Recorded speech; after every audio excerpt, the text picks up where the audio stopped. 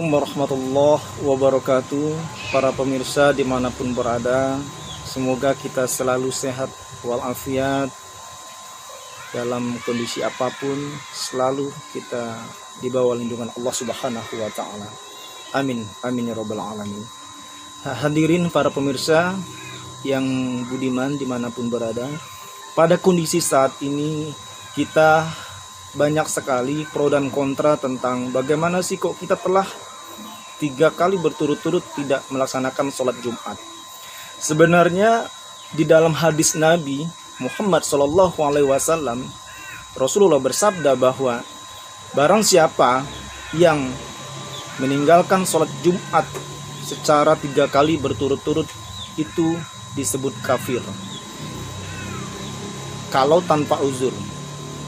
Nah, pada posisi sekarang ini kita yaitu dalam keadaan ada uzur, ada sebab kenapa kita tidak melakukan sholat Jumat secara berjamaah sebagaimana hari-hari yang biasa, hari-hari yang telah kita lalui. Hadirin yang berbahagia, sebenarnya Islam itu adalah indah dan sangat indah serta menyejukkan apabila kita laksanakan sesuai dengan aturan ajaran fikih agama kita, ajaran agama Islam, dan juga kita taati apa yang telah diatur oleh pemerintah negara setempat.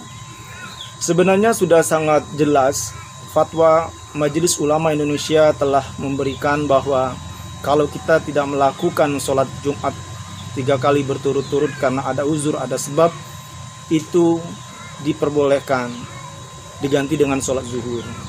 Begitu juga pemerintah telah maksimal menyampaikan kepada rakyatnya karena sayang dan cinta terhadap rakyatnya bahwa kita agar melakukan lockdown, kita di rumah saja.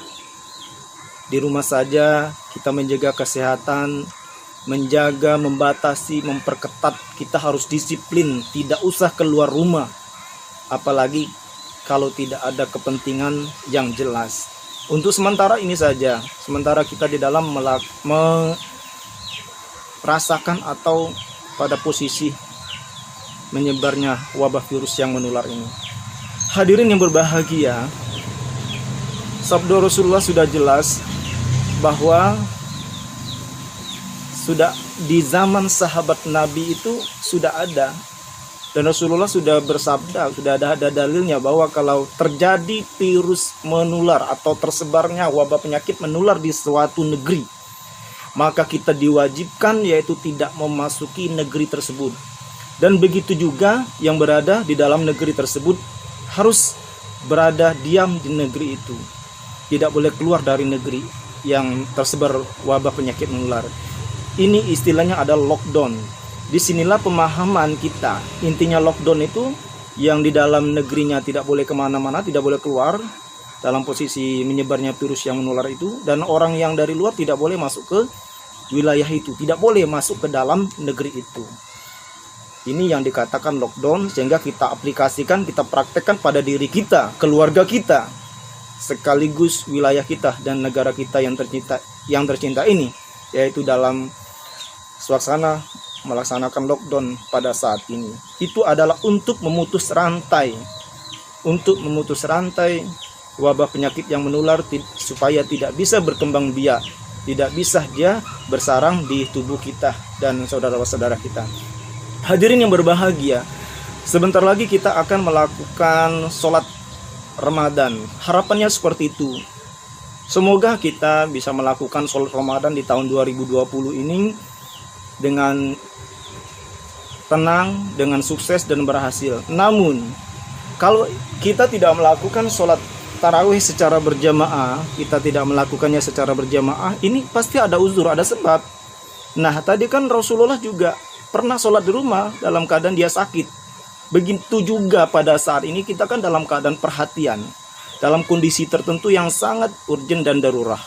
Marilah, wahai semua saudara-saudaraku dimanapun berada, kita ikuti fatwa Majelis Ulama Indonesia dan arahan-arahan pemerintah yang sangat bersikeras, sangat tidak bosan-bosannya dalam mengingatkan kepada kita selaku umat umat Nabi Muhammad ini dan selaku rakyat Indonesia yang setia kepada pemerintah dan Majelis Ulama Indonesia, marilah kita taati peraturan ini untuk memutus rantai.